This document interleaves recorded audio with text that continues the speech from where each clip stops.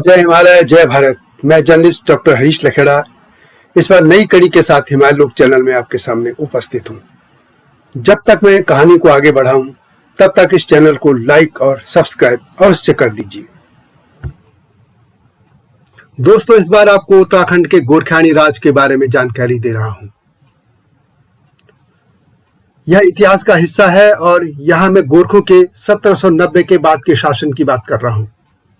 एक बार पहले बता दूं कि उत्तराखंड और नेपाल की साझा परंपराएं और विरासत रही है।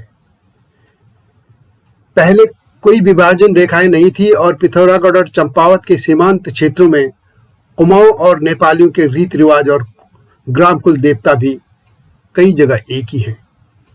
नेपाल का डोटी जिला और कुमाऊं के सीमांत क्षेत्रों में जब मल्ल राजाओं का शासन था तो लोग उसे धर्म सम्मत शासन मानते थे।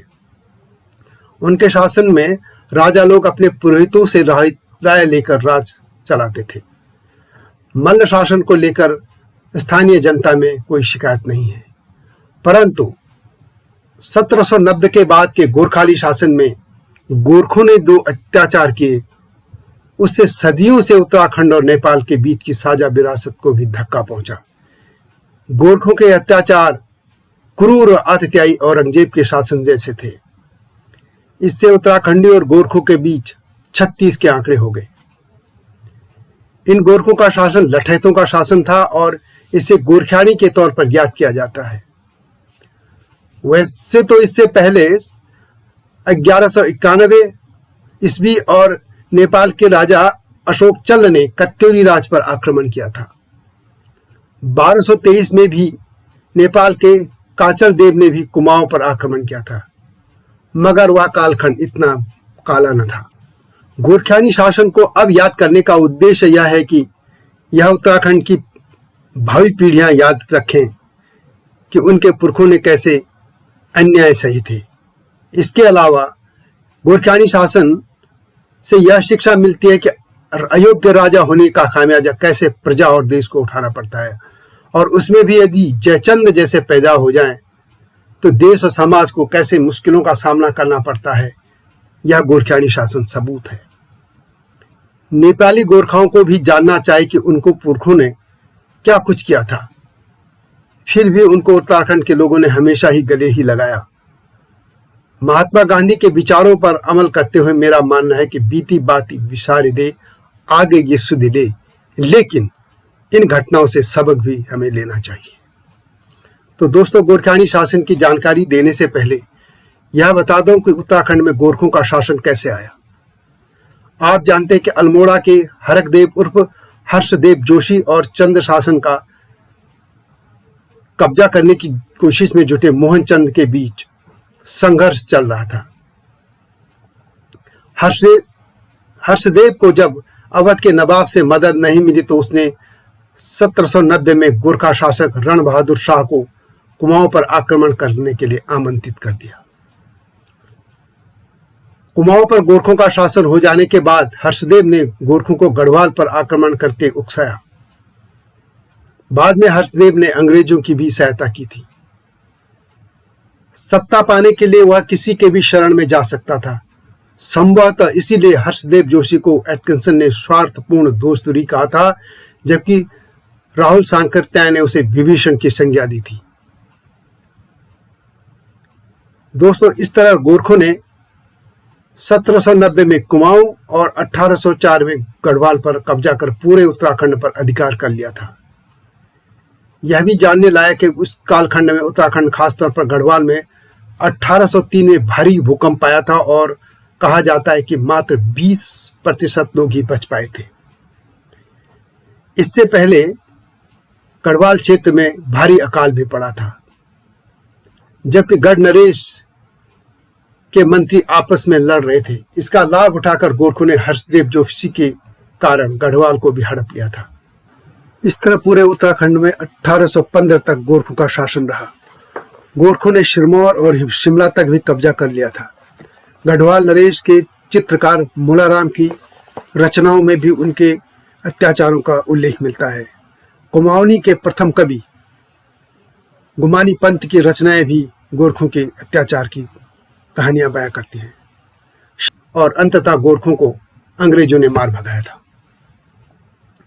वास्तव में गोरखा शासन फौजी शासन था। गोरखे बेहद क्रूर थे और गोरखियानी शब्द कत्लेआम और सेना के लूटमाट का पर्याय बन गया है। जिस उत्तराखंड में आज चिड़ियों की देश की 50% से ज्यादा प्रजातियां हैं, गोरखे तब अधिकतर पशु पक्षियों को भी खा गए थे। गोरखों के कारण अधिकतर गांव खाली हो गए थे और पशु पक्षियों से जंगल विहीन हो गए थे। यह गोरखानी इस तरह के लोगों की स्मृतियों में दुख दर्द भर गया कि उसे लोग अब याद करना भी नहीं चाहते। गोरखे इतने क्रूर थे कि लोगों को सजा देने के लिए उनके बच्चों के सिर ओखली में कुचल देते थे। मां बच्चों को कहती थी कि सो जा बेटा, नहीं तो गोरखा आ जाएगा। गोरखानी का आतंक लोगों को सदियों तक सपनों में भी डराता रहा है। यह कल्पना ही बेहद डरावनी है कि गोरखानी का जुल्म सहने वाला समाज कैसे इतने सालों तक जिया होगा। कुमाऊं के श्री बद्रीदत्त पांडे अपनी पुस्तक कुमाऊं का इतिहास में लिखते हैं कि गोरखों ने गढ़वाल में बहुत ही अत्याचार किए। वहां हर साल 2 लाख तक दास दासियों लाकर हरिद्वार की गोरखा चौकी में बेचने को रखे जाते थे। 30 वर्ष के स्त्री पुरुष बेचे जाते थे और 10 से 30 रुपए इनकी कीमत होती है। जुर्माना देने पर भी लोग बेचे जाते थे। गोरखा अफसर लोगों से धन मांगते थे और न देने पर सारे कुटुंब को गिरफ्तार कर लेते थे, वह बेच देते थे। माता पिता पुत्रों को, चाचा भतीजों को, बड़े भाई छोटे भाइयों को बेचने के लिए बाध्य किए जाते थे। पांडे जी लिखते हैं कि यद्यपि कुमाऊं के लोगों ने गोरखाली शासन का विरोध कम किया, लेकिन तो भी वे भी सताए गए। शायद यह इसलिए हुआ कि गोरखों ने धूर्त हर्षदेव जोशी के परिजन जोशियों को पहले ही अपने शासन में उच्च पदों पर रख लिया था। वैसे यह भी सच है कि गोरखों ने कुमाऊं के लोगों साथ भी वैसे अत्याचार किए और उनको भी दासों की तरह बेच दिया था। गढ़वाल को लेकर कहा जाता है कि हरिद्वार के पास कनखल मंडी थी, जहां गोरखों के उस दौर में मनुष्य बेचे जाते थे। पंजाबी ऊंट 75 रुपया, सामान्य घोड़ा 250 से 300 तक तथा लट्टू घोड़ा 30 रुपए में बिकते थे, जबकि गोरखों ने गढ़वालियों को दास बनाकर पूरे परिवार सहित मात्र 10 रुपए में बेच देते थे। लगान न चुकता का न पाने पर किसान को सपरिवार 10 रुपए में भी बेचा जा सकता था। गोरखों के शासन में सभ्य तरीके कमी थे। यह बर्बर जाति इतनी क्रूर थी कि उसकी अत्याचार के किस्से आज भी जन सुर्तियों में हैं। ऐसे बहुत से उदाहरण हैं कि जब भूमि लगान न दे पाने पर गांव के लोग बेच डाले गए या पूरा गांव ही जला दिया गया। हजारों ग्रामीण जिंदा जल गए, हजारों को उनके बच्चों समेत मार काट डाला गया। गढ़वाल की तरह कुमाऊं के पिथौरागढ़ के बस्तड़ी गांव की यही कहानी है। गोरखों के अत्याचारों से मजबूर लोगों ने एक दिन सामूहिक आत्मदाह कर लिया था। गांव वालों ने अपने ही घरों में बंद होकर आग लगा दी थी। सारा गांव जल गया और लोग आग में ही जलकर मर गए। इस घटना के समय सौभाग्य से गांव के 2 लोग जानवरों को लेकर जंगल में गए थे और बाद में इन 2 बचे लोगों ने वहां गांव को नए सिरे से बसाया था। पंडित हरिकृष्ण रतूड़ी अपनी पुस्तक गढ़वाल का इतिहास में लिखते हैं कि सहस्त्रों स्त्री पुरुष और बच्चों को नेपाल भेज दिया गया। धनियों को लूटना, स्त्री का पतिव्रत धर्म नष्ट करना गोरखों का स्वाभाविक गुण था। इससे गोरखों को देखते ही महिलाएं जंगलों में छुप जाती थी। गोरखे मनुष्य और जानवरों में कोई अंतर नहीं मानते थे। गोरखा फौज कुमाऊं पर अधिकार करने के बाद वास्तव में गढ़वाल में कोरदार मार्ग से लंगूरगढ़ी पहुंची थी। इतिहासकार डॉक्टर शिव प्रसाद डबलार चारण अपनी पुस्तक उत्तराखंड के इतिहास भाग 4 गढ़वाल का इतिहास में लिखते हैं कि गोरखा सेना लंगूरगढ़ी पर पहुंचने के बाद भोजनादि सामग्री प्राप्त करने के लिए कई टुकड़ियों में बंटकर पड़ोस के गांव में लूटपाट मचाने लगी थी। सालान के लोगों की कई अनुश्रुतियां आज भी चली आ रही हैं। गोरखा सैनिक गांव में जाते अन्न, दूध, दही, घी तथा भेड़ बकरियां उठाकर ले जाते थे। नारियों के साथ दुर्व्यवहार करते थे, कुछ को पकड़कर अपने शिविर में ले जाते थे और बाद में बेच देते थे। इसलिए हमेशा ही गांव के कुछ लोग ऊंची पहाड़ियों पर छुपकर गोरखों पर नजर रखते थे और उनके आने की सूचना लोगों को दे देते थे। लोग जंगलों में भागकर अपनी जान बचाते थे। गोरखों से बचने के लिए लोग जंगलों के भीतर ही झोपड़ियां बनाकर रहने लगे थे। आज भी जंगलों में ऐसी झोपड़ियों के खंडर मिलते हैं जहां आसपास कोई खेत नहीं है। यह अत्याचार यहां तक कि फैल गए कि लोगों में कई तरह की कहानियां भी प्रचलित हो गई थी, इसलिए उनका आसरा देवी देवताओं पर ही रह गया था। और आज भी इस तरह की कई कहानियां सुनी जाती हैं कि देवी देवता उनको गोरखों से सतर्क करते थे।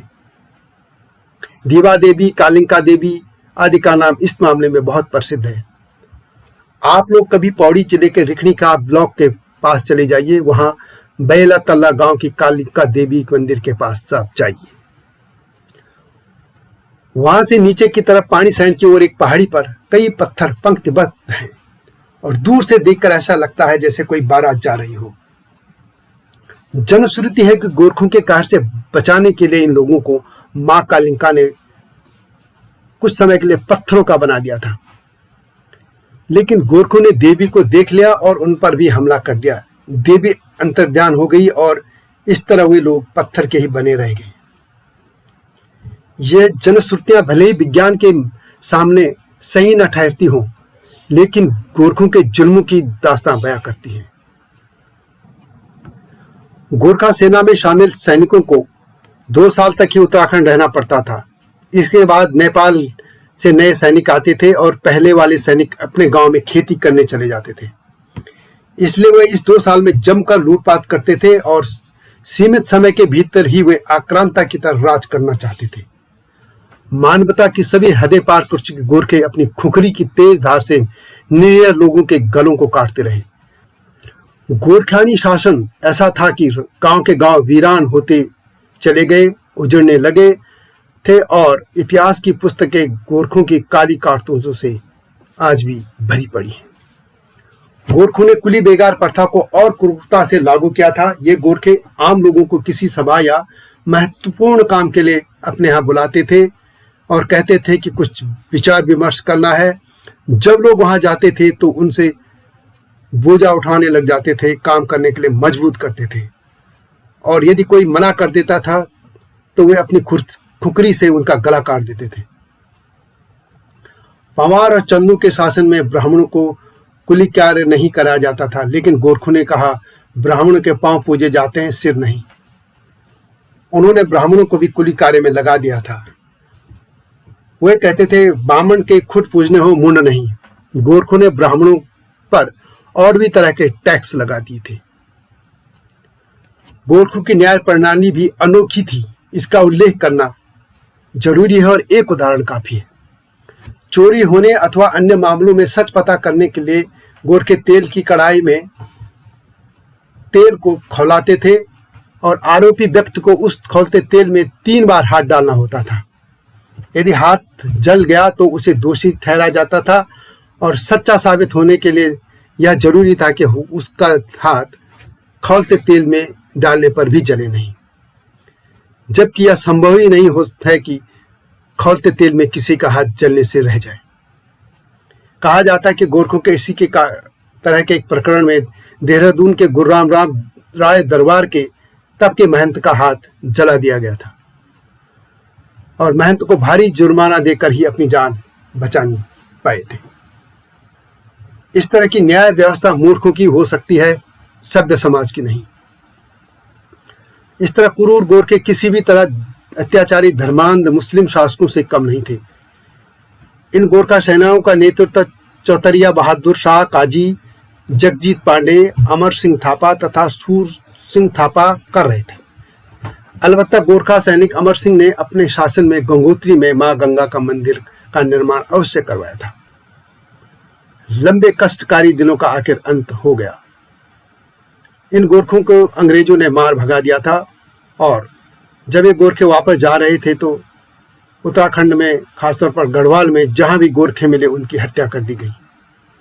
लेकिन गोरखों को यह सजा बहुत कम थी। जितने अत्याचार उन्होंने किए थे। तो दोस्तों, यह थी गोरख्यानी क्रूर शासन। आपको कैसी लगी अवश्य लिखें, और हिमालय लोक चैनल को लाइक और सब्सक्राइब करना न भूलें। जय हिमालय, जय भारत।